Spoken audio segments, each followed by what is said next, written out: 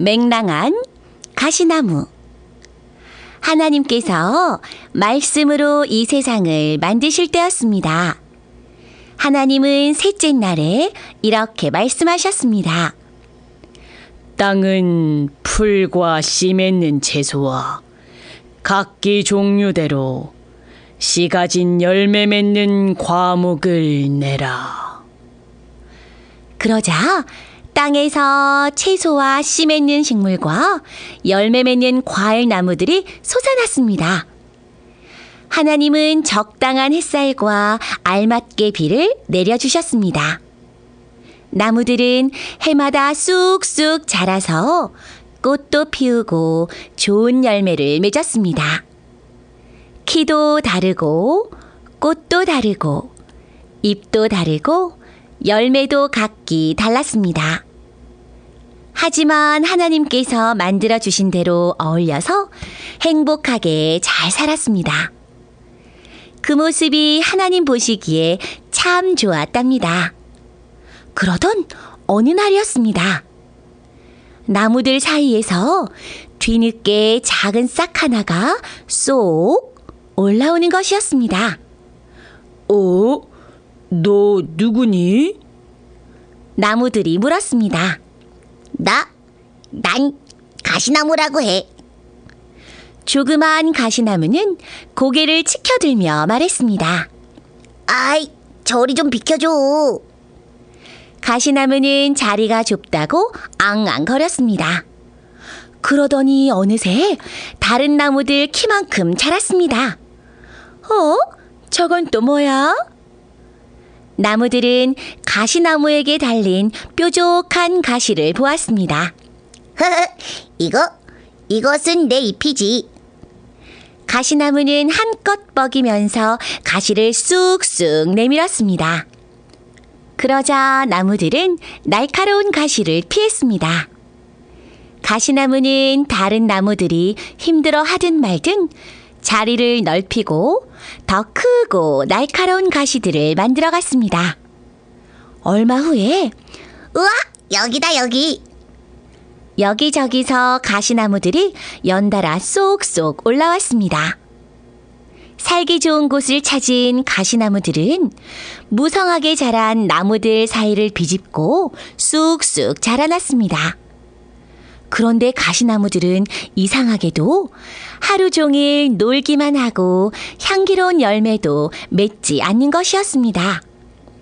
우리도 마음대로 살면 안 될까? 나무들은 가시나무를 보고 살살 꾀를 피우기 시작했습니다. 가시나무처럼 살고 싶다고 생각하는 순간부터 모든 일에 관심이 없어졌습니다. 잎을 내고 열매를 맺으라는 하나님의 말씀이 점차 부담스럽게 생각되었습니다.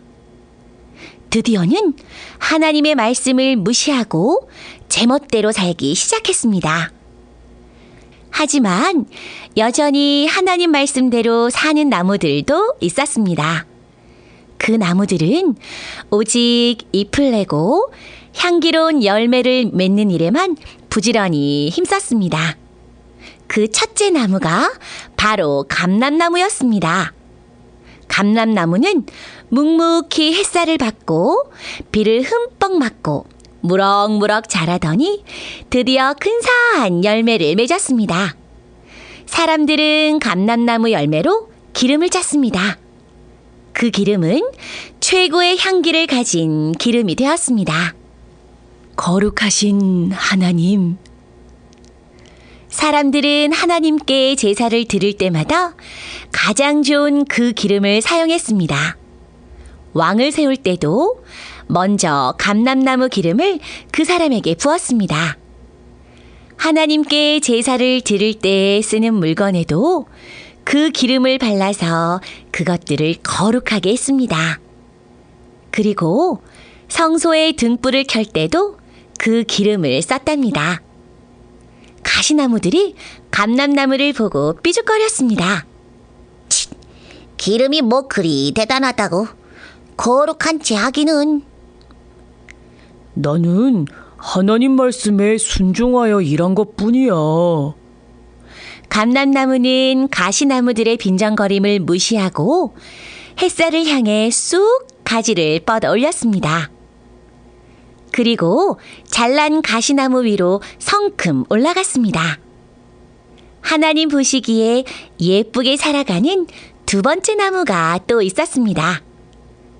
그 나무는 바로 무화과나무였습니다. 무화과나무는 참 부지런했습니다. 하루가 다르게 쏙쏙 새잎들을 만들어 큰 그늘을 만들었습니다.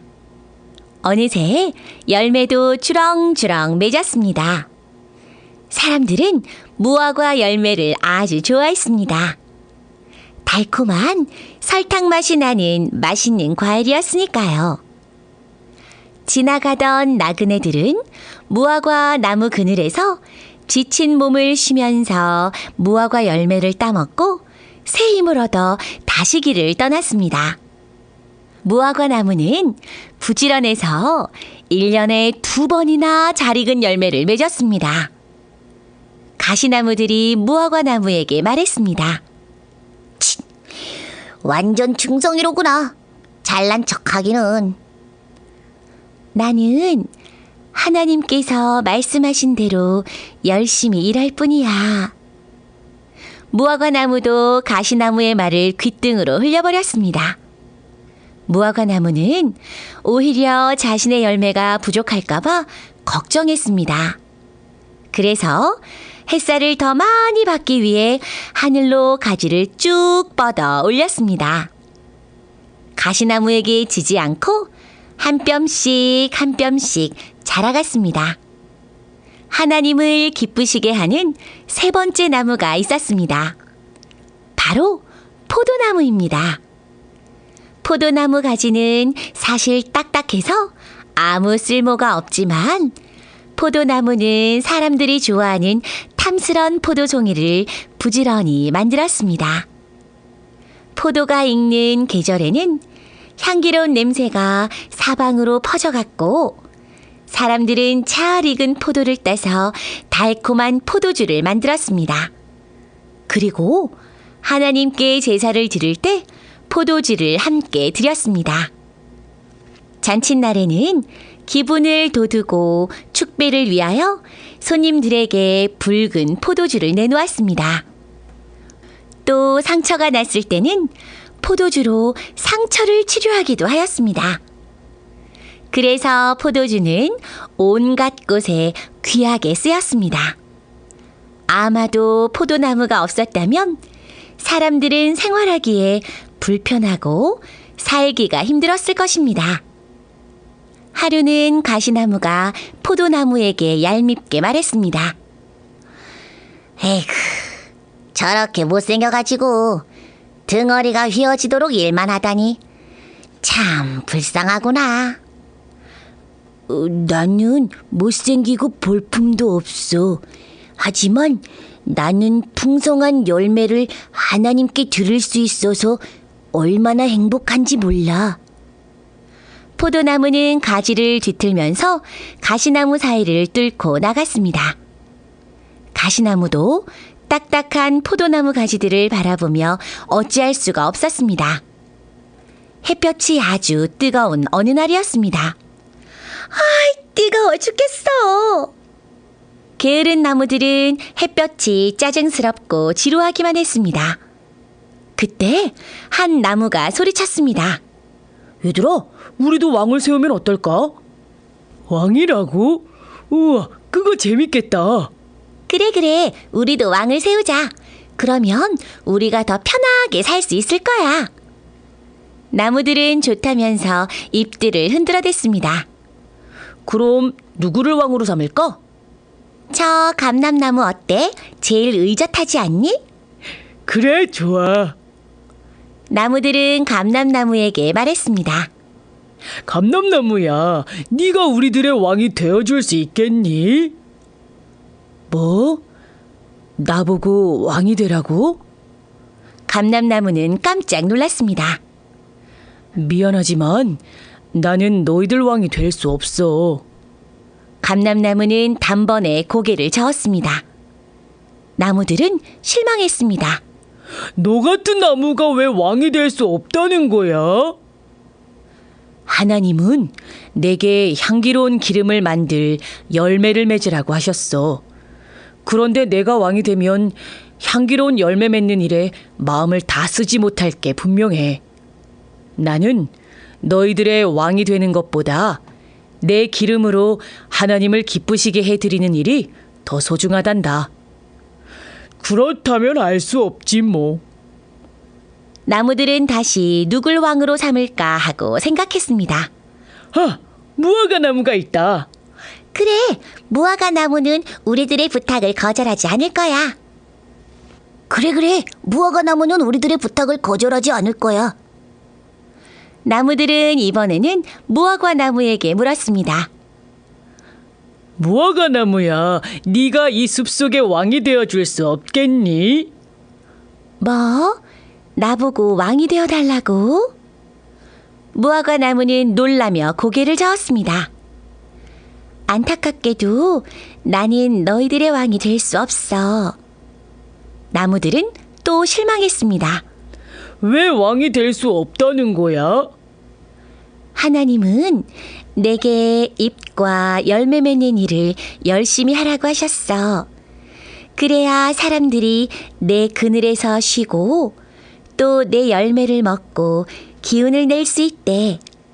나는 부지런히 잎을 내고 맛있는 열매를 맺기 위해 온 힘을 다 써야 해. 그런데 내가 왕이 되면 열매 맺는 일에 정성을 쏟을 수가 없게 되잖아. 나에게는 너희들의 왕이 되는 것보다 맛있는 열매를 맺는 일이 더 소중하단다. 그렇다면 알 수 없지 뭐. 실망한 나무들은 다시 왕이 될 나무를 뽑기 위해 의견을 나누었습니다. 어느 나무가 말했습니다. 마지막으로 딱 한 나무가 있어. 포도나무야. 아유, 그런데 너무 못생겼잖아. 못생겼지만 무지 착하잖아. 그건 그래. 할 수 없지 뭐.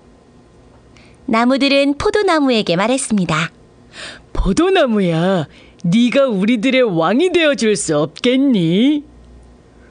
이 숲에 왕이 되어 달라고? 포도나무는 깜짝 놀라 거절하며 손을 내저었습니다. 나는 왕이 될 수 없어. 아니 뭐야, 너까지 왕이 될 수 없다는 거야? 하나님은 내게 좋은 포도를 맺으라고 하셨어. 그런데 내가 너희들의 왕이 되어봐. 너무 바빠서 좋은 포도를 맺지 못할 거야.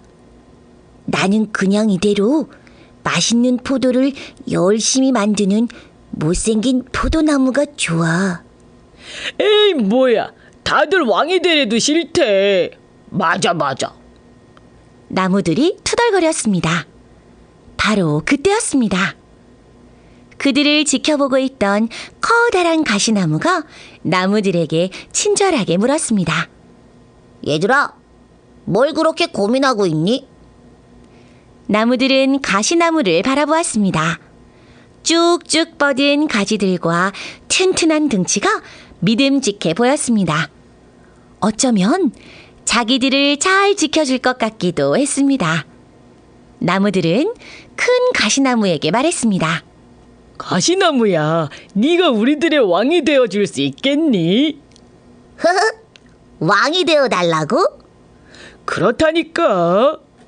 좋아. 너희들이 원한다면 내가 왕이 되어주지. 가시나무는 기다렸다는 듯이 냉큼 허락했습니다. 아이 좋아. 우리는 더 편하게 살 수 있게 되었어. 나무들은 왕이 생겼다고 좋아했습니다. 그때였습니다. 너희들 다들 고개 숙이고 내 그늘에 모여라. 알겠냐? 가시나무 왕이 거들먹거리며 말했습니다. 뭐라고요? 온통 가시뿐이잖아요.